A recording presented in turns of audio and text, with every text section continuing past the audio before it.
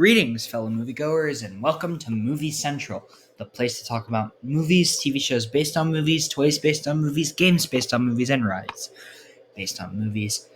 I'm your host, Mr. CCS, and this is my pet gorilla, George. John Constantine. First appearing in Swamp Thing number 37 in 1985, John Constantine has been a staple in the larger world of DC since then. As far as how he's been portrayed in live-action media, it's a little weird because he did have a live-action movie back in 2005, which received mixed reviews. However, it has gained a cult following, with even some clamoring for a sequel. That said, he had a show that came out in 2014 that had a lot more praise, but didn't do too well in regards to ratings.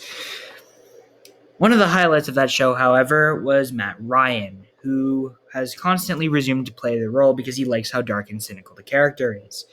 And boy, does it pay off, because the main actor for Matt Ryan as Constantine has returned in Arrow and the Harley Quinn show and hopefully the DCU.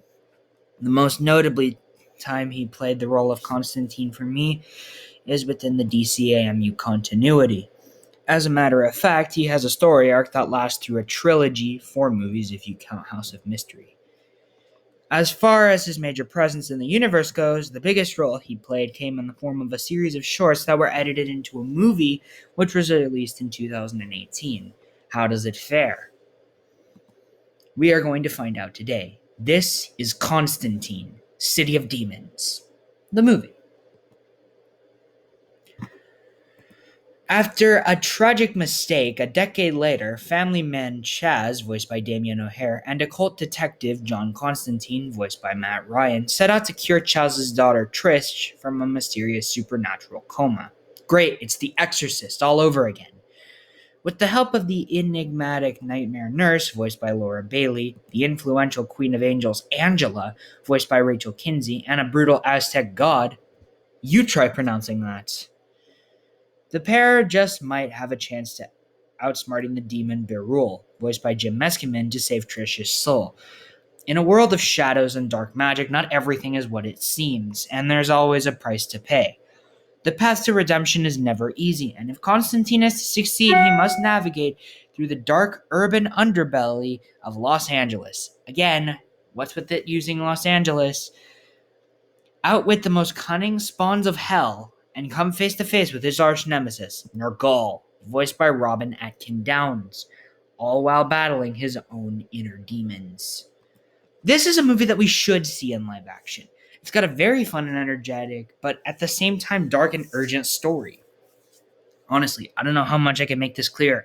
The movie is absolutely an example of what to do in regards to structuring a character that most know little to nothing about.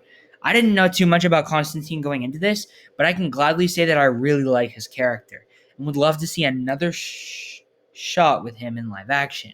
But what else makes this movie great? Well, let's find out. As far as characters go, John Constantine is an incredible lead. He's cocky, but whenever there's a serious situation, he takes the situation seriously. This is easily one of Matt Ryan's best performances as John Constantine in this continuity, and the movie doesn't even give him a happy ending. He ends up with a bad ending. You feel bad for him, but you understand it because of this one amazing quote. If there's one thing I've learned over the years, it's that there's no happy endings. There are never. There's always a price to pay.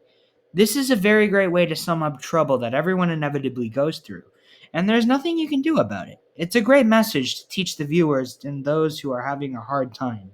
I, for one, was going through a very hard time when I first watched this movie, and this quote made me reflect on my life at that point and what it meant to be a human. And that's the praise I can give Constantine as a character. He feels very much like a human being. As far as the other characters go, you feel sorry for Chaz, as he also has a very relatable struggle as his daughter is dying, and what sucks is that Constantine is able to save her, but at the cost of her never remembering her father, which is painful to go through for anybody. Again, this movie is very relatable in regards to its characters. As far as the other 2 major characters I want to talk about go, I don't know much about Asa the Healer, other than the fact that she's very helpful and useful as an ally when the situation calls for it. As far as our villain and demon go, Nergal is a very good villain. He's not the best villain in the universe, that would be Talon, but he is pretty frightening and scary, and actually freaked me out a bit. How could a cartoon demon freak me out, but the live action Joker and Lex Luthor can't? Whatever. Nergal is a very good villain, and the perfect threat for John Constantine to face. Now, as far as characters go, that's about it. I could talk about Angela, Renee, and Trish, but there isn't much to say about them, as they serve their purposes to the story well. And Trish is a plot device. There you go. I can talk about the animation again because I haven't made my point enough. The animation looks like it was taken right off the pages of the comic book, and that is one of the praises I can give it, as you guys can tell. And as far as the action and violence go, seeing as how this is an R-rated film, there is a ton of more violence and action. So much that I can't show you it without getting age restricted.